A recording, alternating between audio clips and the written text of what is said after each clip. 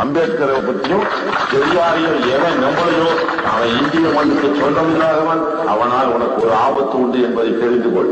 எவன் அம்பேத்கர் வழியில் நடக்கிறேன் பெரியார் வழியில் நடக்கிறேன் என்று நடந்து காட்டுகிறானோ, அந்த கொள்கைகளை ஒத்துக்கொள்கிறானோ அவனை நம்பு. சீமானை இதுக்கு எல்லோரும் தற்குறிகளின் தலைவன் அப்படின்னு சொல்றாங்கன்னு தெரியுமா?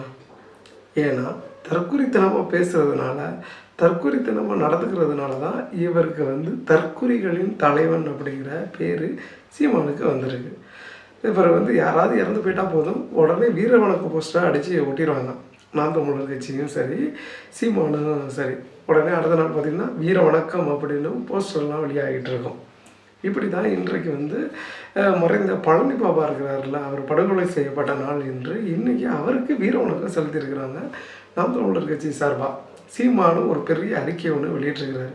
பழனி பாபா அவர்கள் சொல்லியிருக்கிறார் ஒரு மீட்டிங்கில், நான் இனத்தால் திராவிடன், மொழியால் தமிழன், மதத்தால் இஸ்லாமியன், தேசத்தால் நான் இந்தியன் அப்படின்னு பிரகடனம் படுத்தியிருக்கிறார். நாங்கள் இனத்தால் திராவிடர்கள், மொழியால் தமிழர்கள், மதத்தால் முஸ்லிம்கள், தேசத்தால் இந்தியர்கள், இதில் நாங்கள் வெறிபிடித்தவர்கள். ஆனால் திராவிடங்கிறத ஏற்றுக்காத சீமான் இன்னைக்கு அவருக்கு வீர வணக்கம் வச்சு போஸ்டர் அடித்து ஒட்டியிருக்கிறாரு, அறிக்கையை வெளியிட்டிருக்கிறாரு.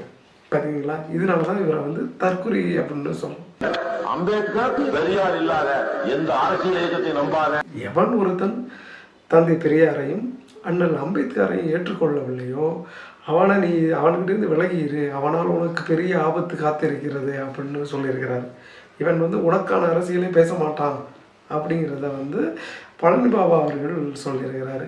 அம்பேத்கரை பற்றியும் பெரியாரையோ எவன் நம்பளையோ அவன் இந்திய மண்ணுக்கு சொந்தமில்லாதவன், அவனால் உனக்கு ஒரு ஆபத்து உண்டு என்பதை தெரிந்து கொள். எவன் அம்பேத்கர் வழியில் நடக்கிறேன் பெரியார் வழியில் நடக்கிறேன் என்று நடந்து காட்டுகிறானோ, அந்த கொள்கைகளை ஒத்துக்கொள்கிறானோ அவனை நம்பு. அப்படிப்பட்ட பழனி பாபாவுக்கு இவங்க வீர வணக்கம் செஞ்சிருக்கிறாங்க. அதனால தான் இவங்களை தற்குறிகள் அப்படின்னு சொல்கிறாங்க நாம் தமிழர் கட்சியை. அந்த நாம் தமிழர் கட்சியில் இருக்கிற தற்குறிகள்லாம் தலைவனாக இருக்கிற சீமான் தற்குறிகளின் தலைவன் தானே.